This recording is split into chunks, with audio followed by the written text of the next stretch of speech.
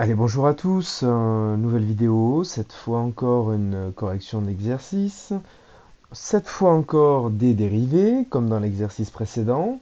Il s'agit donc de l'exercice 4, mais je n'ai laissé que les deux premiers exemples. Les 3 et 4, je ne les ai pas intégrés. Si vous le désirez, je pourrais refaire une vidéo pour corriger le 3 et le 4. Mais en attendant, je me contente de faire ces deux-là pour que la vidéo ne soit pas trop longue. Je commence donc avec la première fonction. La formule est toujours la même. Ça va être la dérivée d'exponentielle u qu'il va falloir travailler ici. Je vous la réécris.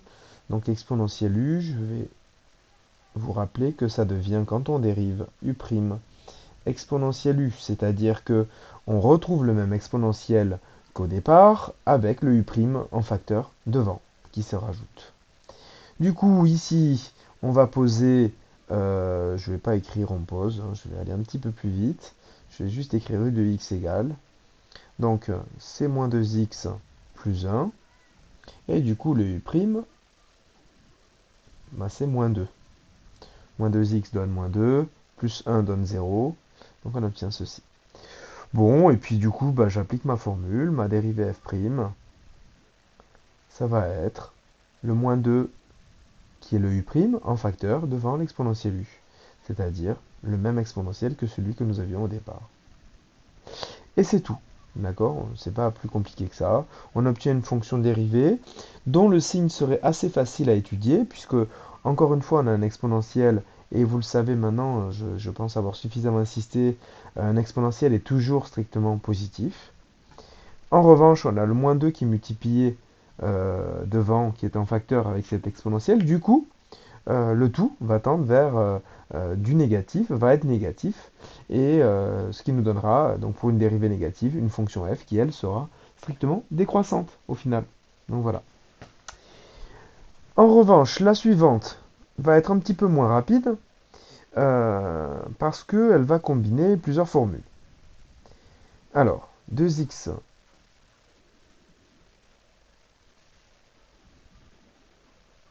moins 3 exponentielle 1 demi de x plus 1. Alors, là, le problème, c'est que on aura forcément de l'exponentielle u pour cette partie-là, pour l'exponentielle 1 demi de x plus 1. Mais le problème est qu'on a une autre formule qui vient s'imbriquer. C'est le fait qu'on ait un produit du 2x moins 3 par l'exponentielle. Et donc, fatalement, on va avoir du u fois v à appliquer, hein. C'est-à-dire que le 2x moins 3, ça va être notre u.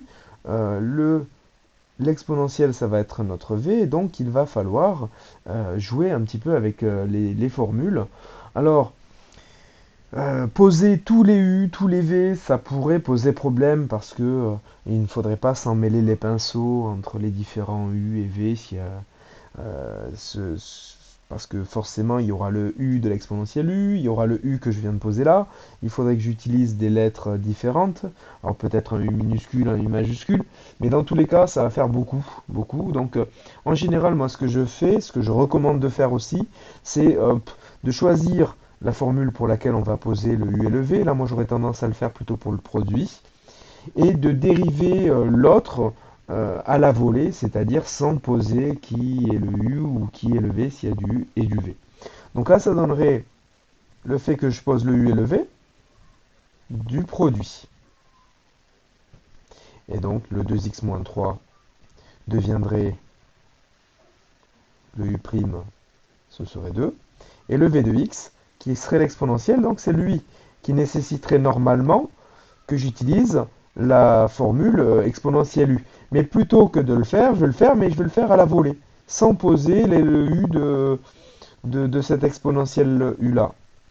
Donc, c'est pour ça que j'ai insisté un petit peu sur le principe général de l'application de cette formule. Je vous ai dit, qu'est-ce qui se passe au final?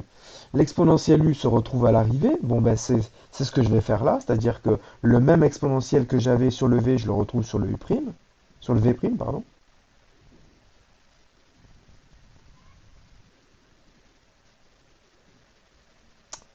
j'ai raté mon plus. Et devant, ben, j'ai le U' qui vient se rajouter. Alors le U', ce serait la dérivée de ce U-là. D'accord? De ce U-là. Donc devant, je devrais avoir la dérivée, ici. Alors ça va être quoi? Eh bien, la dérivée de 1 demi de x plus 1. Ben, le plus 1 donne 0, 1 demi de x donne 1 demi, il reste juste 1 demi. Voilà, donc en faisant ça, hein, j'obtiens assez vite mon V'. Du coup, je ne suis pas encombré de plein de U ou de plein de V, etc. J'ai posé juste ce qu'il fallait pour pas me perdre, pour me donner les bons repères. Et du coup, eh bien maintenant, je peux calculer, plutôt exprimer ma fonction dérivée f'. Ça va donner le U', c'est-à-dire 2, fois le V, donc l'exponentielle de 1 demi de x plus 1. Voilà. Plus, pardon, j'allais dire moins, c'est plus. Le U, donc 2x moins 3, fois le V', c'est-à-dire fois 1 demi d'exponentielle 1 demi de x plus 1. Bon, là en théorie j'ai fini le travail, hein, mais en fait, vous le savez, lorsque on a une dérivée comme celle-là, on va avoir tendance à la modifier, à la transformer un petit peu pour pouvoir en étudier le signe. Je ne dis pas que je vais forcément étudier le signe, mais je vais m'efforcer tout de même d'arranger, d'améliorer un petit peu la forme de cette dérivée. Alors, ce que je vais faire, c'est que, à nouveau, encore une fois, je vais constater que l'exponentielle, alors c'est pas exponentielle x, comme ça a été le cas dans d'autres exercices, mais l'exponentielle de 1 demi de x plus 1, on le retrouve sur les deux termes de notre addition. C'est donc un facteur commun que je peux mettre en facteur devant. Et du coup, il va rester 2. Le 2 que j'ai devant le premier terme. Le plus. Le plus, hein, c'est celui-ci. Hein. C'est lui que je retrouve là. Et sur le deuxième terme, il va rester à la fois le 2x moins 3 et le 1 demi. Hein, le 2x moins 3 et le 1 demi que je vais mettre devant. Peut-être c'est plus joli de le mettre devant. Bon, ça ne change rien. Alors peut-être qu'à la place de la grande parenthèse, ça aurait été peut-être mieux de mettre un crochet. C'est ce que je vais faire. Voilà, c'est peut-être plus élégant, plus facile à lire de cette façon-là. Alors pour terminer le travail, pardon, hop, pour terminer le travail, je vais modifier l'intérieur des crochets en faisant quoi? Eh bien, en d'abord ne remettant pas des crochets parce que je vais distribuer le 1 demi dans la parenthèse et du coup il n'y aura plus de petites parenthèses à l'intérieur des crochets, donc ça va faire. Alors 1 demi fois 2x, le 1 demi fois 2 va donner 1x, donc x tout court. Et 1 demi fois moins 3, bah, ça fait moins 3 demi. Voilà. Et enfin, et pour terminer, l'exponentielle 1 demi de x plus 1, ça va donner facteur de le x. Et 2 moins 3 demi, bon, bah 3 demi c'est...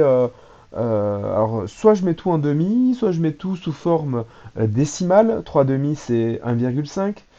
Bon, c'est vrai que c'est plus pratique, ça paraît plus facile de le faire de cette façon-là, en mettant tout sous forme décimale. En revanche, lorsque les fractions ne sont pas, ne tombent pas juste sous forme décimale, c'est-à-dire ont des écritures décimales infinies, eh bien dans ce cas, le passage aux fractions est obligatoire, enfin le fait de travailler sur les fractions. Donc du coup, si je mets tout en demi, ici là, je mets sur 1, je fais x2, et je fais x2. Ça fait 4 demi. 4 demi moins 3 demi, ça va faire 1 demi. Et c'est terminé. Alors pourquoi faire ça, hein, si jamais je voulais, je vous rappelle, hein, si on voulait étudier le signe de f', pour avoir les variations de f, bah, tel que j'avais la dérivée au départ, c'était juste impossible. D'accord? C'était trop compliqué comme expression. Et là, j'ai réussi à transformer cette dérivée en un produit de l'exponentielle, qui est forcément strictement positif, donc qui appartient à cette catégorie évident, euh, euh, catégorie de toutes les expressions de signes évidents, et de x plus 1 demi qui, lui, est de la forme affine. Et donc tout ça, tout ce qui est de la forme affine, on sait faire aussi.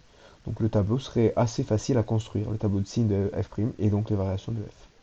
Voilà pour cette vidéo, donc voilà pour cette correction d'exercice. Encore une fois, il resterait le petit 3, le petit 4 à traiter. Je ne le fais pas dans cette vidéo-là. Si vous souhaitez que je le fasse, dites-le en commentaire. Et du coup, je ferai une vidéo complémentaire. En attendant, je vous souhaite une bonne fin de journée. Et puis, je vous dis à la prochaine vidéo. Certainement une nouvelle correction d'exercice. Allez, au revoir.